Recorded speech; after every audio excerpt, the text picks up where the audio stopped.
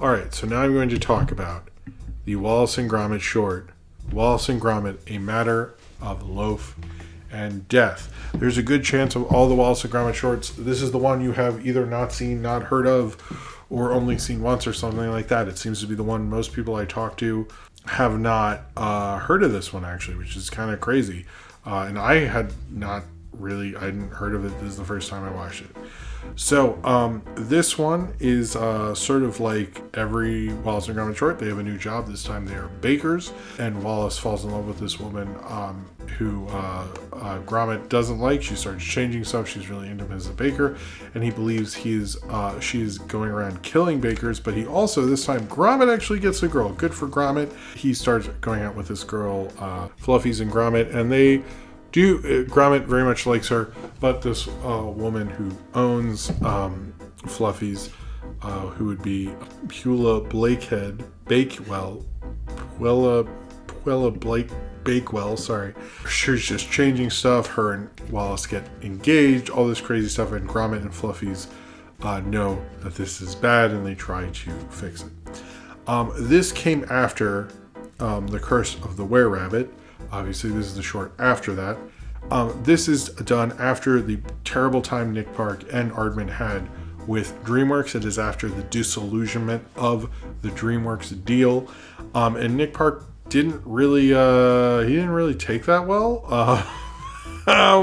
He said he made this for a British audience, said he didn't feel like making a film for a kid in some suburb of America or being told they're not going to understand a joke, which is a problem he had with DreamWorks. DreamWorks left a lot of notes for Curse of the Were-Rabbit, and Aardman and Nick Park didn't really appreciate that at all.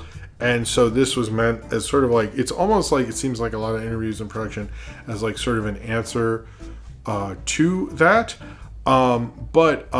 Which works, and it was actually a huge rating success. It was like one of the highest rated non-sports things on British TV that year. In fact, of many years, believe it or not. I think it's like 14 million, which for England is pretty insane. I think it was like a 58% share at some points, stuff like that. And even on the repeat showing, it was an insanely highly rated special on TV. It did get nominated for an Oscar for Best Animated Short. I'm a little confused how you can air on TV in another country, still be eligible for that, but I don't know the rules, so maybe that's fine. Of the Wallace and Gromit things I've seen so far, I think it's the worst one. It has probably the worst of all the chase sequences. It's still good. I think it's fairly good. I like the aliens joke. I like the ghost joke. I will say Wallace, I did notice while watching it, Wallace plays a lot more British than he did in the previous ones. I like this one. It's just it's not as compelling. It does feel like, again, we're in the post a clean shave thing there. I did feel like it's a lot weaker. It's maybe, I don't know. And I also think the thing with the girl in it, who's the villain, is she was previously like this like model for this bread company, or this, was it a I think it was a bread company, the Bakelite girl, Pula, I think, is the Bakelite girl basically.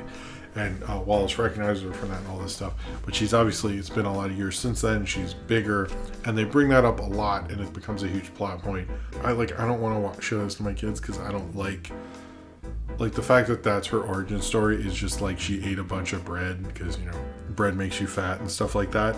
I don't like showing my kids stuff that has like weird gender roles in it and like stuff like that. It's just like, I just like them to be kids and have fun, and we don't need to like instill that on them. And the idea that she became evil because she was fired for gaining too much weight, and then she's killing going after bakers and stuff.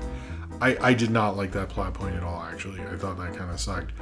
And I thought it's kind of a shitty thing, especially for a kid's thing, for the whole family. I didn't appreciate that, to be honest with you. I didn't actually discuss it with my wife or anything. I was just like, I don't want to show this to like my daughter and stuff. Like, I don't love that whole idea being instilled into kids. I think that's like kind of underhandedly creepy. But everything else about it, I quite liked. Actually, I like that Gromit got a girl dog in this and stuff. But it just, you know, I think the thing with Wallace and Gromit is like, okay, maybe this is the worst one. I would still say it's a pretty fun short. It just got some like things that I wish they hadn't done. And I thought the thing is like the end like chase sequence, starting with the wrong trousers, all of them have been absolutely phenomenal. Except this one. It's good, but it's not like crazy. There aren't like insane amount of puns and visual gags and stuff. It's sort of just like they did one and it like was cool, but it wasn't as mind-blowing as the other ones. It didn't show off their technical prowess and stuff like that. It honestly feels like the wind's been knocked out of their sails a bit, and you can kind of tell they had a rough time with DreamWorks, and this is the result of it. It's cool that they did come back. I'm glad people seem to really like it, particularly in England. This was a huge hit over there. It wasn't really here because I'm noticing most people don't know about it. And this was the last major Wallace and Gromit thing for Peter Sallis, which is sad because he's not in the Netflix movie. And they also got another famous like kind of British character actor, Sally Lindsay, to play Pulea Bakewell, haha. And they got Mrs. Thurp reprising her role from Wallace and Gromit's The Curse of the Were-Rabbit, which was kind of neat. It's fine. It's good to a point. I like certain elements of it, but I just that villain thing is just I'm sorry, not really.